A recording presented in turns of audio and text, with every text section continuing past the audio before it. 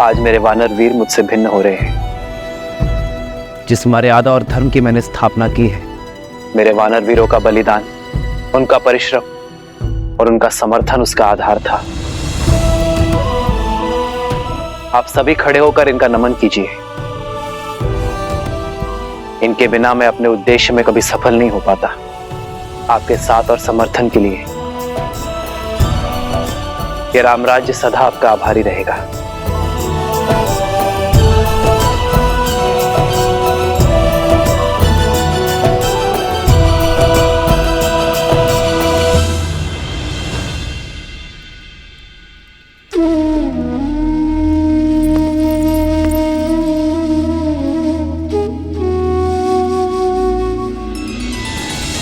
श्री राम श्री राम श्री राम श्री राम। मित्र, आपका ये ऋण अयोध्या कभी नहीं चुका पाएगी, इसलिए अयोध्या की ओर से ये स्मृति चिन्ह, ये तुच्छ भेंट स्वीकार है।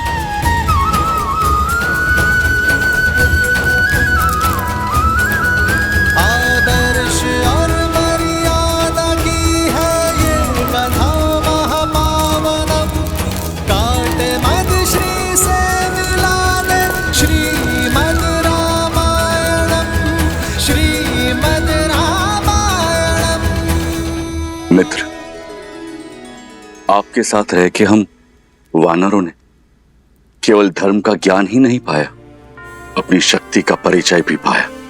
जाना कि संसार के हित के लिए संकट का सामना करना ही सच्ची वीरता है। मैं ये तो नहीं जानता कि वानरों ने आपकी सहायता की या आपने वानरों की, किंतु इस असहनीय वियोग की पीड़ा से पहले हमारा मार्गदर्शन कीजिए, हमें मार्ग दिखाइए, हम धर्म के मार्ग पर कैसे चलें।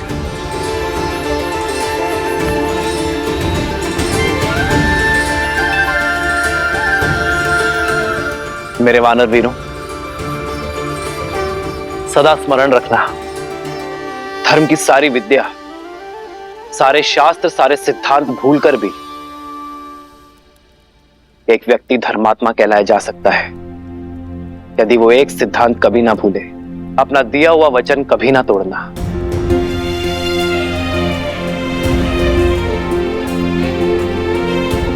यही वो ज्ञान है जो जीवन को स्वर्ग और नर को नारायण बनाता है। विचार करो, एक मनुष्य बीहड़ में, तपते रेगिस्तान में प्यासा भटक रहा है, और यदि कोई उससे आकर कहे कि उत्तर नहीं पूर्व में जाना है, मैं वचन देता हूं वहां तुम्हें कुआं अवश्य मिलेगा, और यदि उस व्यक्ति का वचन मिथ्या निकल जाए तो उस प्यासे का जीवन संकट में आ सकता है। तुम्हारा ये वचन किसी के जीवन जीने की योजना का आधार हो सकता है, किसी को कुछ पाने का विचार दे सकता है, किसी को जीवन जीने का आधार देना और वो आधार कभी ना छीनना, यही तो वास्तविक धर्म है। यदि किसी व्यक्ति का जीवन वचन टूट जाने के कारण संकट में आता है तो पाप वचन देने वाले को ही लगता है। ये बात हर राजा, हर नेता, हर नायक को स्मरण रखनी चाहिए। रघुकुल की भी तो यही रीत है, प्राण जाए पर वचन मिथ्या ना हो पाए। रघुकुल रीत सदा चली आई, प्राण जाए पर वचन न जाए। हनुमान, चलो। कहां महाराज? मैं नहीं जा सकता। मुझे अभी अभी वचन की महानता सिखाई प्रभु श्री राम ने। मैं अपना वचन नहीं तोड़ सकता। कौन सा वचन हनुमान? किसने दिया तुम्हें? प्रभु श्री राम का सेवक रहने का वचन, जो महाराज मैंने दिया स्वयं अपने आप को। मैंने अपने प्रभु की परछाई बनकर रहने की सौगंध खाई थी। यदि महाराज आज मैं इस अयोध्या से चला गया तो मुझे भारी पाप लगेगा, वचन तोड़ने का पाप। तुम्हारा स्थान किष्किंधा में है हनुमान। नहीं जामवंत जी, मेरा स्थान किष्किंधा में तब तक था जब तक मेरे प्रभु श्री राम वहां पर थे। लंका में तब तक था जब तक प्रभु श्री राम ने वहां पर प्रवास किया। हनुमान, जब तक तुम चाहो तब तक यहाँ रह सकते हो। परंतु देवी, वहाँ किष्किंधा। वहां नहीं महाराज, यहाँ पर मेरा हृदय मेरी माता सीता और मेरे प्रभु के चरणों में है। आप सोचो, जिसके हृदय में प्रभु श्री राम और माता सीता हैं, भला उसका स्थान कहीं और कैसे हो सकता है?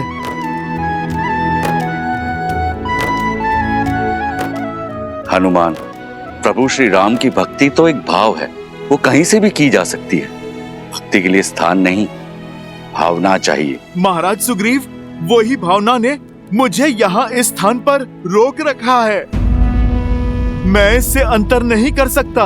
अंतर तो मन में मापा जाता है हनुमान। यदि व्यक्ति के मन मिले हो तो वो कहीं भी रहे, अंतर नहीं होता। अगर व्यक्ति के मन में अंतर हो तो वो पास होते हुए भी दूर होता है।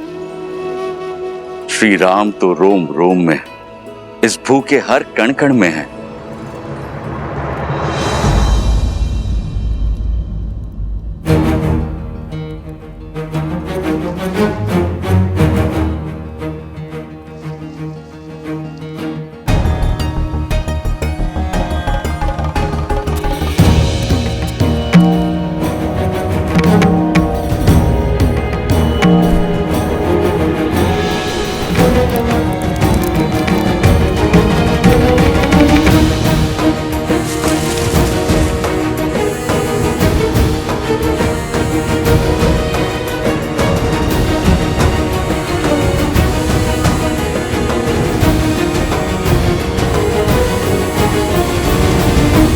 हनुमान, ये कैसी उद्दंडता है? तो क्या इन मोतियों के हृदय में भी प्रभु श्री राम है? विद्यावान गुणी अति चातुर, राम काज करिबे को आतुर। प्रभु चरित्र सुनबे को रसिया, राम लखन सीता मन बसिया। लाल देह लाली लस, इसमें तो नहीं है प्रभु श्री राम। वज्र देह दानव दलन, इसमें भी नहीं है प्रभु श्री राम।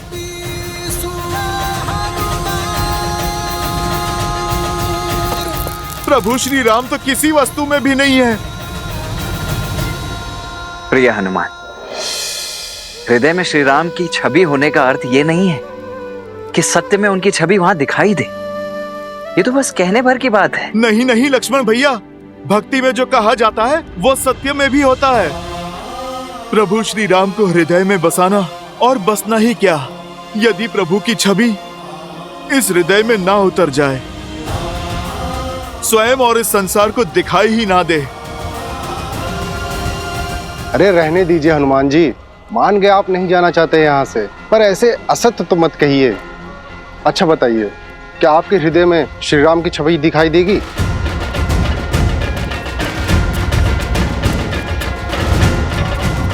देगी, और यदि ना दिखाई दे तो हनुमान के लिए इस जीवन का, इस हृदय का कोई अर्थ नहीं। तो फिर सिद्ध करो।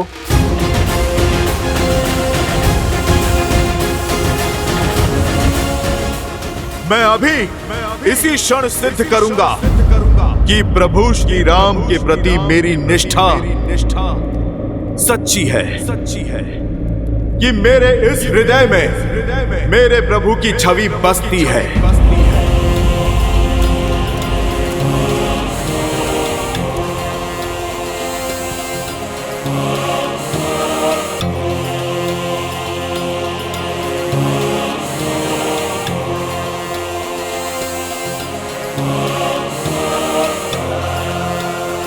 जय श्री राम। जय महावीर हनुमान, जय जय पवन पुत्र हनुमान। बजरंग बली हनुमान, जय जय महाबली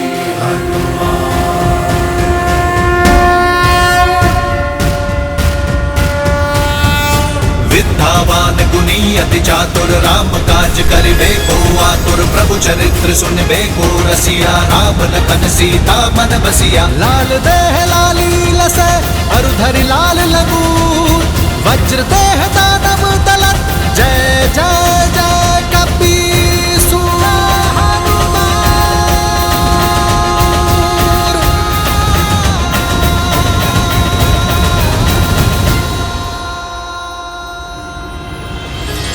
तुलसीदास सदा हरि चेरा की जय नाथ हृदय महाडेरा जय हनुमान ज्ञान गुण सागर जय कपीस तिहुँ लोक उजागर रामदूत अतुलित बल धामा अंजनी पुत्र पवन सुत नामा पवन हनुमान। तनय संकट हरन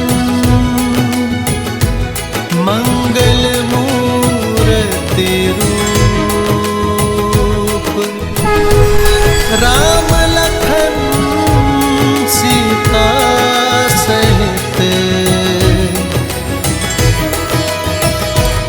हृदय बसहु सुरभूप।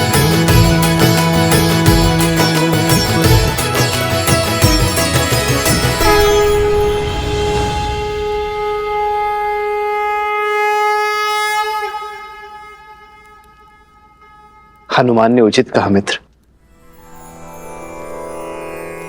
अब हनुमान किष्किंधा के नहीं, राम के हैं, मेरे हैं और आजीवन अयोध्या में ही रहेंगे।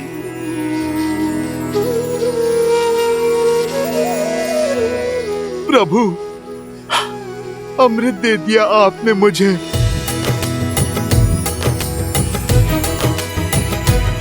श्री गुरु चरण सरोज रज निज मनु मुकुरु सुधारी। हनुमान, तुम जैसा भक्त पाकर तो स्वयं भगवान भी धन्य हो जाते।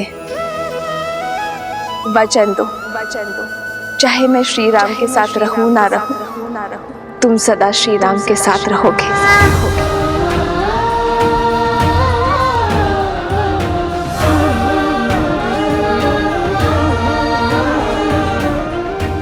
माता, आप ये वचन नहीं मांग रही, आप तो मुझे वरदान दे रही हैं।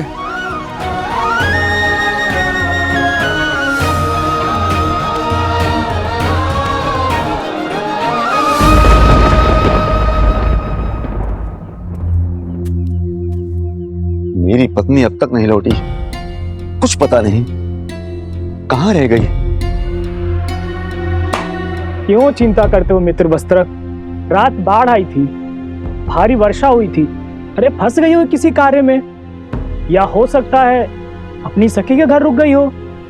बात तो ठीक है बंधु, हो सकता है बाढ़ ने रोक दिया हो, क्योंकि होने को तो कुछ भी हो सकता है।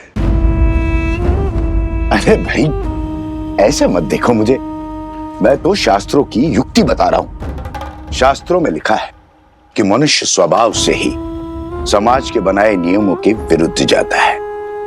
जैसे बच्चे को खाने को कह दो तो वो दौड़ने भागता है, वैसे ही व्यक्ति को जो भी कार्य कहोगे उसके विरुद्ध जाने की चेष्टा उसके मन में सदा होती है। क्योंकि मनुष्य बना तो माटी से ही, अब जहां स्वर्ण होता है वहां मलिनता भी होती है। इसलिए स्त्री हो या पुरुष, राजा हो या रंक, अवसर मिलते ही पाप की ओर दौड़ पड़ता है। अपने परिवार में पाप की संभावना को सबसे पहले पहचानना चाहिए। क्यों किसी भले व्यक्ति पे लांछन लगाते हो? अरे भैया, मैं तो स्वयं के वस्त्रों पर लांछन दुलवाने आया। अब तुम्हें क्या बताऊं, आंखें बंद कर लेने से दिन में भी अंधकार हो जाता है। जब तक सामने है सब भले हैं। जैसे ही आंखों से ओझल हो गए, अब जंगल में मोर कहाँ नाचा किसके साथ नाचा, कहां देखने जाओगे?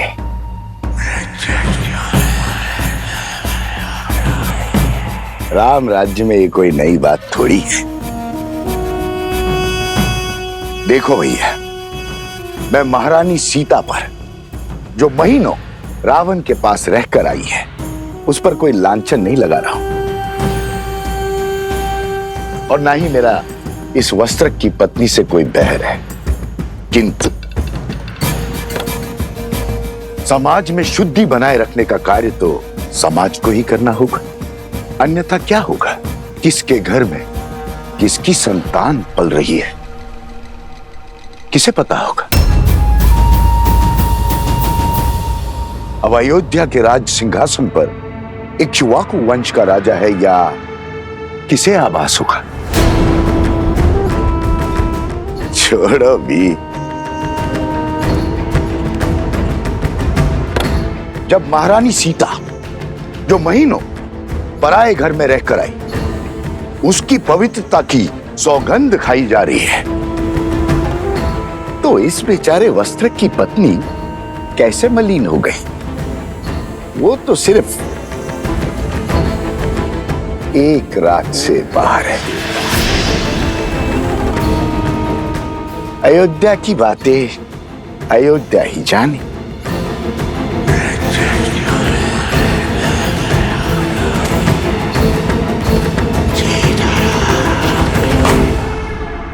ये तो केवल आरंभ है आचार्य, हमें ऐसे और कई केंद्र स्थापित करने हैं। संपूर्ण कौशल राज्य से आने वाले सभी विद्यार्थियों को वैदिक ज्ञान का केंद्र देना है। ऐसा केंद्र जहां केवल आध्यात्मिक और वैदिक ज्ञान ही नहीं, बल्कि व्यवहार की कुशलता और दिन प्रतिदिन के अवसादों से लड़ने की क्षमता भी देगा। चरित्र और शारीरिक बल को विकसित करने का अवसर भी दिया जाएगा,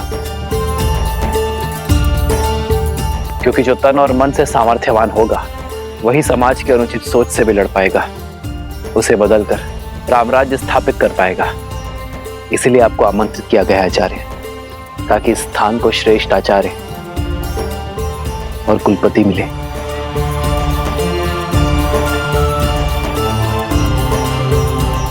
मैं शुक्ल यजुर्वैद्य हूँ। कृष्ण यजुर्वैद्य गुरु के गुरुकुल में कैसे पढ़ा सकता हूँ? मैंने इतने शास्त्र पढ़े हैं, 24 वर्षों तक अभ्यास किया है। मैं यहाँ शिक्षक बनने नहीं आया हूँ। यदि मैं कुलपति ना बना तो मैं अपनी सेवा ही नहीं दे पाऊंगा।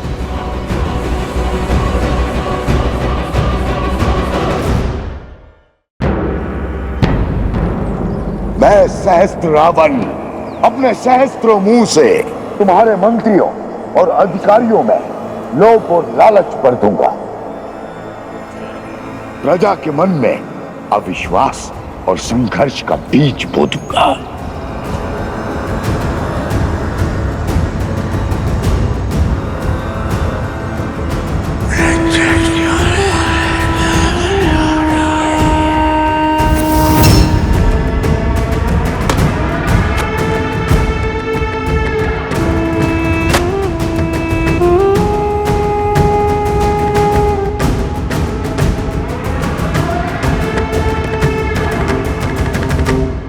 करने पर व्यक्ति सदा अपनी भूल को छुपाने का प्रयास करता है, विचित्र बहाने बनाता है अपने पाप को छुपाने के लिए। किंतु शब्दों से कभी विश्वास में आई दरार पड़ती है क्या? मूर्ख होते हैं वो लोग जो शब्दों पर विश्वास करके पाप को आगे बढ़ने का आश्रय देते हैं।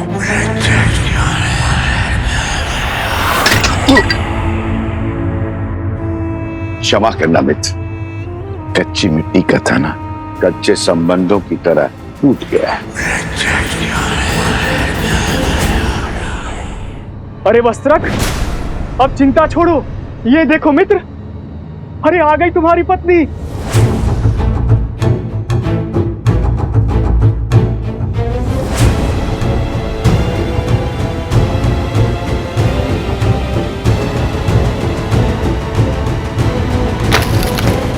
जो आ रही है ना वो, कह देना उससे कि अब मेरा उससे कोई संबंध नहीं रहा।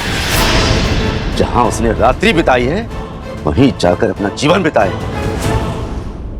स्वामी, स्वामी क्षमा कर दीजिए मुझे। वातावरण बड़ा ही भयानक था। वर्षा और आंधी के कारण रात्रि रुकना पड़ा और नदी में भी ज्वार आया था। और मित्र, कह दो इससे, मैं शब्दों के जाल में उलझने वाला नहीं हूँ। मैं एक वस्त्रक हूँ, वस्त्रक। लांछन चाहे व्यक्ति में लगा हो या वस्त्र में, मैं इससे तुरंत पहचान लेता हूँ।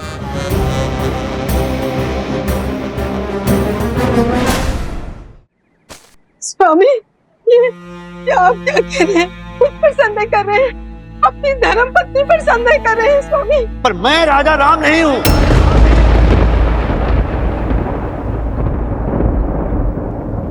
एक कच्ची मिट्टी के टूटे हुए पात्र को जोड़कर रखना नहीं आता। मैं तेरा मुख तक नहीं देखना चाहता। स्वामी, अब तेरा इस घर में और मेरे जीवन में कोई स्थान नहीं है।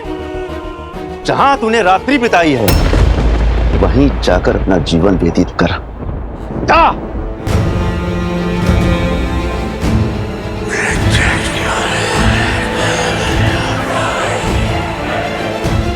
आग की पहली चिंगारी जल चुकी है राम। अभी आग नगर से होकर तुम्हारे महल को जला देगी।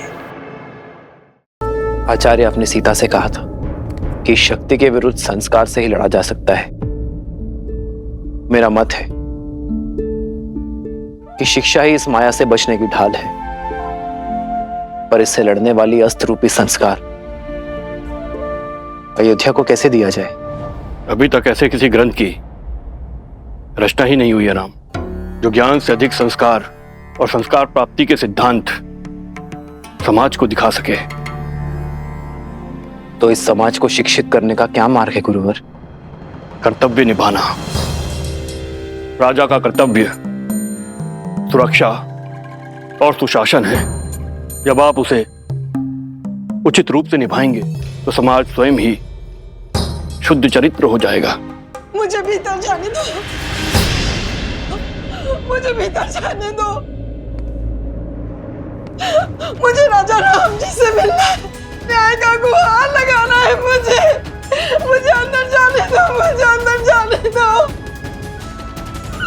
राजा राम, ओ मेरे राजा राम, मेरा न्याय करिए। आपके दरबार में आई हूँ, मेरा न्याय करिए। सुनो, उस स्त्री को पूरे आदर के साथ राजसभा में लाया जाए।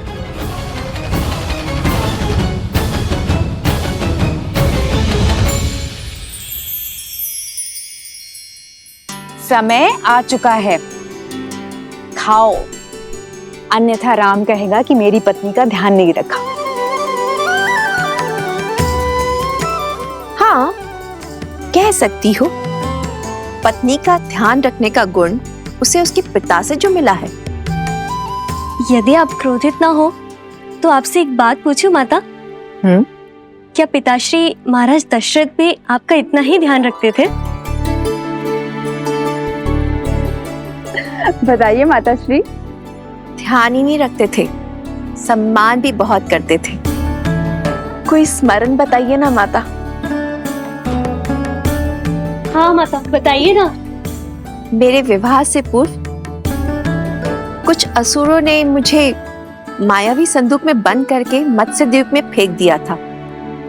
उनकी मंशा थी कि मेरा विवाह महाराज दशरथ से ना हो, किंतु महाराज दशरथ ने मुझे खोज ही निकाला, मेरे प्राण भी बचाए, मुझसे विवाह भी किया। आप इतने समय अकेले राक्षसों के बीच किसी सुदूर द्वीप पर रही, फिर भी महाराज ने आपसे विवाह किया? हाँ, क्योंकि मेरे पति का प्रेम ही नहीं, विश्वास भी अटल था। उन्हें विश्वास था मेरे चरित्र के ऊपर। ये कैसा दुस्साहस है सेविका? आज तक कभी किसी ने इस बात पर संदेह नहीं उठाया। अयोध्या में ऐसे प्रश्नों का कोई स्थान नहीं है।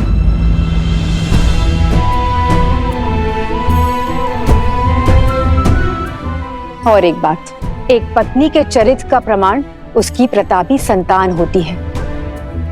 और एक चेतावनी कान खोलकर सुन लो, फिर कभी ऐसे फूहड़ प्रश्न नहीं उठने चाहिए। जो प्रश्न मन को दूषित करे, उनका भविष्य को दूषित करना निश्चित है। सतीत्व की दुहाई देने वाली आज मुंह छिपा कर क्यों जा रही है? दशानन जैसा बलि जिसे पाना चाहे उसे छोड़ कैसे सकता है? पर इतने समय रावण के पास रहने के बाद अब मुख छुपा रही है।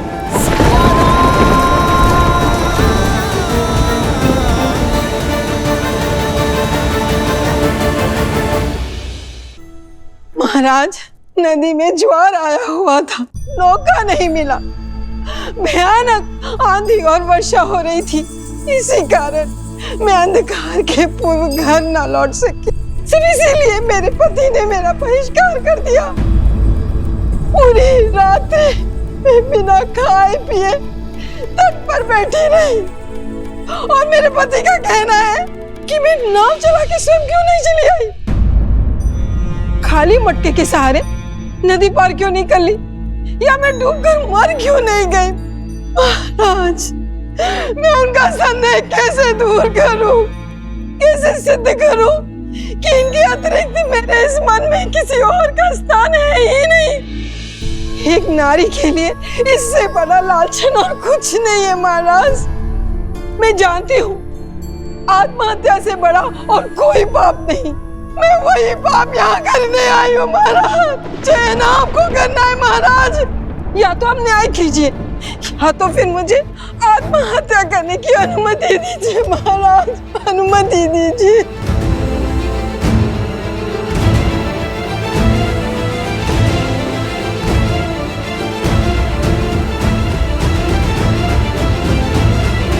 भैया, हमें इसी क्षण जाकर उस वस्त्रक को दंड देना चाहिए और यदि आवश्यकता पड़ी तो पूरे समाज को दंडित करना चाहिए।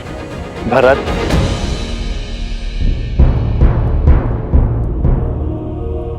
अपने सत्य का कोई साक्षी है आपके पास? हाँ महाराज, है एक साक्षी। वो नाविक जो मेरे साथ रात को उस पार बैठा हुआ था, वो भी जल स्तर उतरने की प्रतीक्षा कर रहा था। और प्रातः काल जब सब लोग जा रहे थे, उन सब ने देखा था कि हम दूर दूर बैठे थे।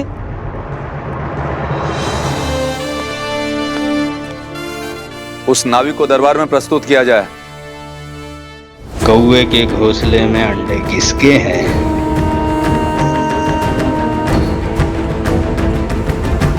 किसने बोला?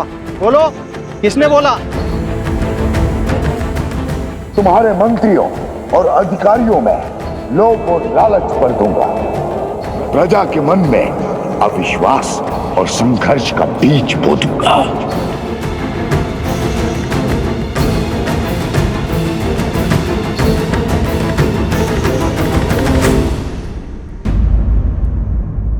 स्त्री को सम्मान सहित राज्य के आश्रय में रखा जाए। शीघ्र ही सभी पक्षों को सुनकर निर्णय लिया जाएगा। स्त्री के पति का पक्ष जानना आवश्यक है। इसमें प्रमाण की क्या आवश्यकता? जब मेरी पत्नी मेरे साथ नहीं थी तो किसी और के साथ ही होगी। कुलीन घराने की स्त्रियां यूं वन बिहार में अकेले नहीं घुमा करती, और वो भी इतनी रात्रि में।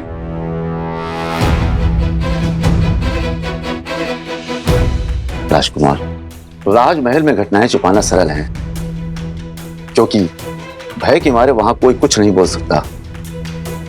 परंतु हम सब साधारण लोग हैं, हमारे जीवन की घटनाएं नहीं छिपती। राजा से कोई प्रश्न नहीं पूछ सकता, पर हम पर उंगलियां तुरंत उठ जाती हैं। दुष्ट! तुम्हारा दुस्साहस कैसे हुआ? तुम कहना क्या चाहते हो?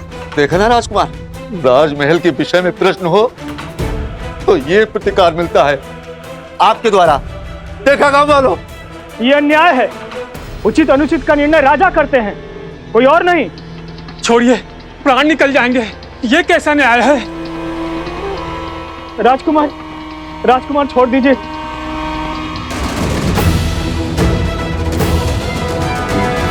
मैं आप सबसे क्षमा मांगता हूं। मैं आवेश में आ गया था,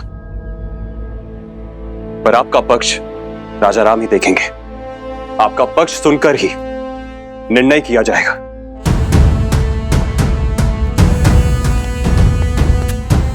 बात इतनी बढ़ गई है, अब महाराज ही न्याय करेंगे। सारी अयोध्या की मति कैसे भ्रष्ट हो सकती है? माना कि वस्त्रक के मन में सहस्त्रमुख रावण ने विष खोल दिया, किंतु सारी प्रजा अपने सोचने समझने की क्षमता को भूलकर अनुचित का अनुसरण कैसे कर सकती है? किसी ने कुछ कह दिया, बस उसी सोच को थामे हुए हैं। अनियंत्रित मन और मस्तिष्क दोनों ही विनाश की ओर लेकर जाते हैं, और मनुष्यों की यही दुर्बलता सहस्त्रमुख रावण का बल है। किसी भी मत या विचार को सत्य मानने से पूर्व अपने बड़ों या गुरुजनों से उसके औचित्य का प्रमाण अवश्य लेना चाहिए, परंतु लोग अपने भीतर विद्यमान अहंकार की बेड़ियों के रहते ऐसा नहीं कर पाते और अपने अपने तथ्यों को सत्य मान अपने अपने निष्कर्ष निकाल बैठते। कुछ ऐसा ही हो रहा है अयोध्या की प्रजा के साथ। अब सिया राम का अगला युद्ध इसी सोच के विरुद्ध होगा। ये द्वंद्व ही है उनके जीवन का अगला पड़ाव।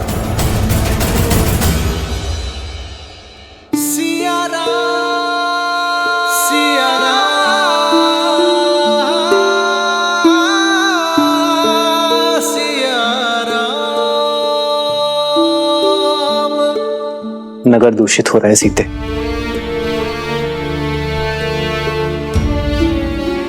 आज एक स्त्री को उसके पति ने केवल इसलिए घर से निकाल दिया क्योंकि उसे उसके चरित्र पर संदेह था, क्योंकि किसी संकट के कारण उसे एक रात्रि घर से बाहर रहना पड़ा।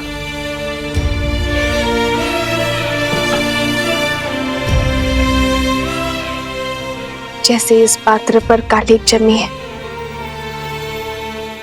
वैसे ही कुविचारों की कालिक प्रजा के मन में जम गई है आर्य।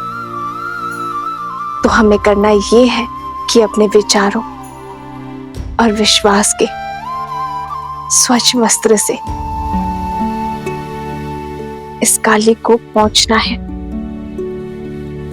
जब कालिक साफ हो जाएगी तो हमारी अयोध्या फिर से दमक जाएगी। राम सिया राम सिया राम सिया राम, राम सिया राम सिया राम।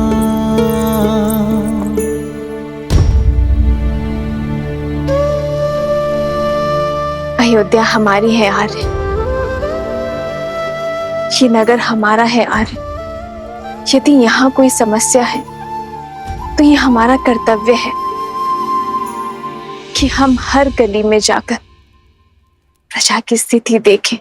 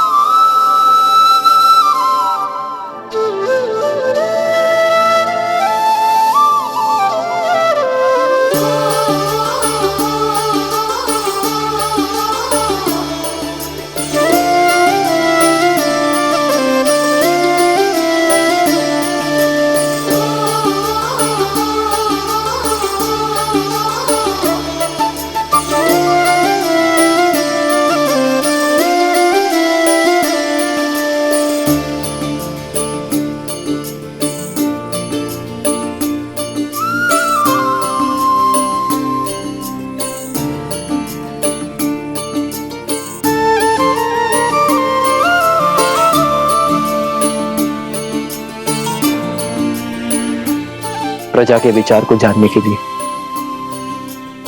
प्रजा का अंग बनना होगा सीते। जो एक राजा के आगे अपनी बात खुलकर नहीं कह पाएंगे, वो एक साधारण नागरिक के आगे अपनी बात कभी नहीं छुपाएंगे। प्रतिदिन आप पर गर्व बढ़ता ही जाता है आर्य। आप जितने अच्छे पति और पुत्र हैं, उससे भी अच्छे राजा हैं।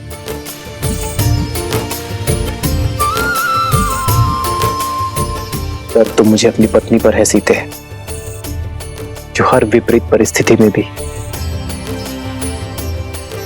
एक ढाल बनकर मेरे साथ खड़ी रहती है। जन्म जन्म का है ये संगम, राम रतन सीता वैभव धन।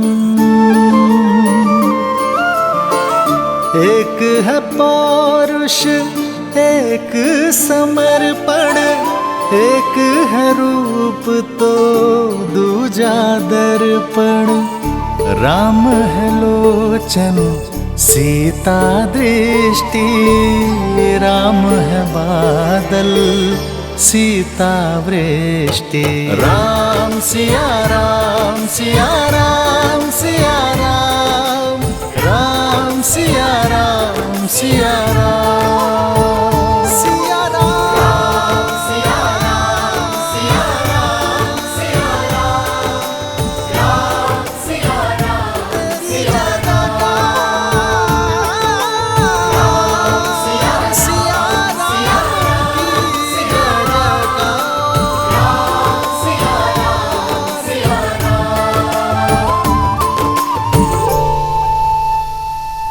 हे महादेव, श्री राम को इस युद्ध में विजय देना, अयोध्या को हर संकट से बचा।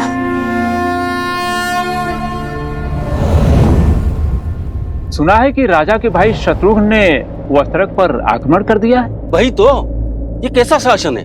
जब किसी पर आरोप लगता है तो उसका न्याय किया जाता है, ना कि इसे ऐसे ही कहीं से उसको पकड़ लिया जाता है। प्रजा उचित अनुचित की सीख अपने राजा से ही तो पाती है। यदि हमारे रघुवंशी ऐसा समाज बनाना चाहते हैं जहां स्त्रियों की त्रुटियों पर पर्दा डाला जाए, तो ऐसे तो हम दूसरे नगर में पहुंच जाएंगे भाई।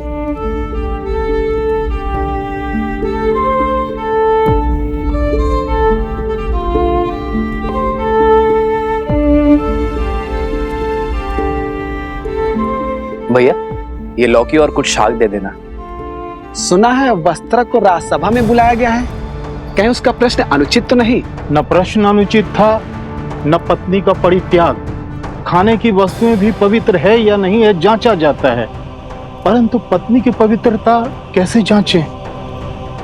पवित्रता का प्रमाण तो खोजना होगा, अन्यथा हम अपनी पत्नी पर संदेह करेंगे और उनसे प्रश्न करेंगे और हमारे भले पूरे परिवार नष्ट हो जाएंगे। जब राज परिवार ने स्वयं ही अनुचित उदाहरण प्रस्तुत कर दिया है तो कोई क्या करे? ये लीजिए भैया।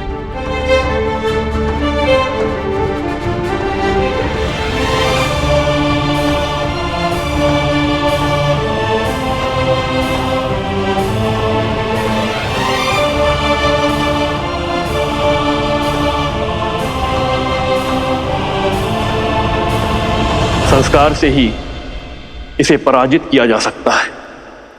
ऐसे संस्कार जो व्यक्ति की चेतना को पवित्र करे और समस्त संसार में संस्कारों को स्थापित करती है। स्त्री शक्ति अर्थात इस भयंकर असुर को केवल एक स्त्री शक्ति ही पराजित कर सकती है।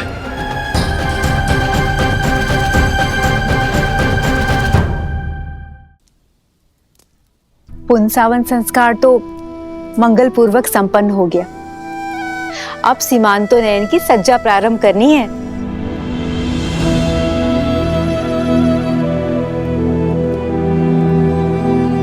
सीता,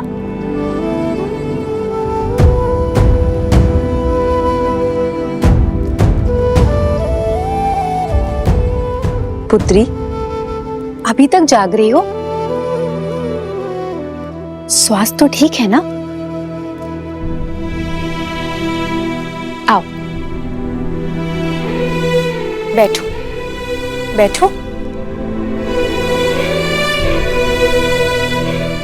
घबराहट हो रही है? चल पियो। मैं ठीक हूँ माता, बस श्री राम की प्रतीक्षा कर रही थी। आपके कक्ष में प्रकाश देखा तो यहाँ आ गई। आप आप अभी तक सोए नहीं? तुम्हारी नींद पति ने उड़ाई है और हमारी हमारे पुत्र ने। नींद ही क्या, दादी बनने के आनंद ने भूख और प्यास सब ले लिया है। पुत्री, इस अवस्था में कभी कुछ खाने का मन करता है या मन में कोई इच्छा भी जागृत होती है? तुम कहो तो कुछ बनवा दूं? भोजन नहीं, मैंने श्री राम से अपनी मन की इच्छा प्रकट की है। मैं कुछ समय के लिए वन में रहना चाहती हूँ, किसी महान ऋषि के सानिध्य में ज्ञान प्राप्त करना चाहती हूँ, और श्री राम ने वचन दिया है कि वो मेरी इच्छा अवश्य पूरी करेंगे। उत्तम विचार है पुत्री। गर्भ अवस्था में गर्भ में जो संस्कार देते हैं उसी से उसका चरित्र और भविष्य निश्चित होता है। माता की दशा ही संतान में संस्कार देती है। पर दीदी, आश्रम का जीवन कष्टदायी होता है और इस अवस्था में विश्राम करना महत्वपूर्ण है। जीवन भर महलों के सुखों ने मुझे वो नहीं सिखाया जो 14 वर्षों के वनवास ने मुझे सिखा दिया। आपकी सीता हर स्थिति में, हर परिस्थिति के अनुरूप ढलने में सक्षम है।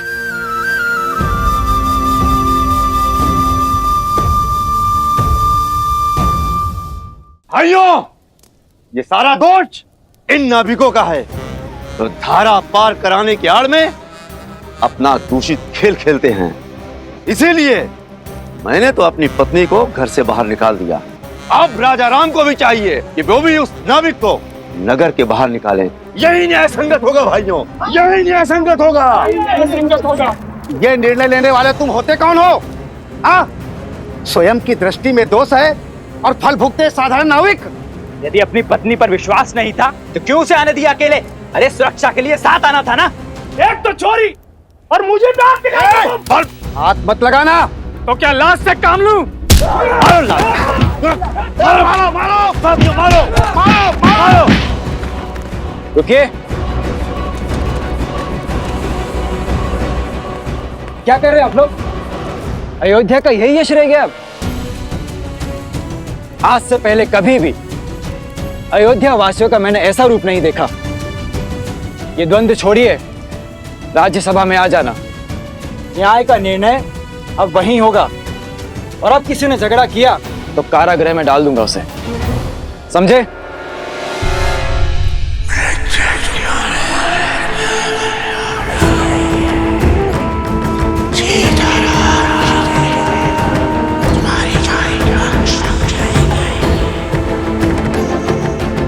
कल का दिन मेरे राज्य के लिए बहुत कठिन होगा।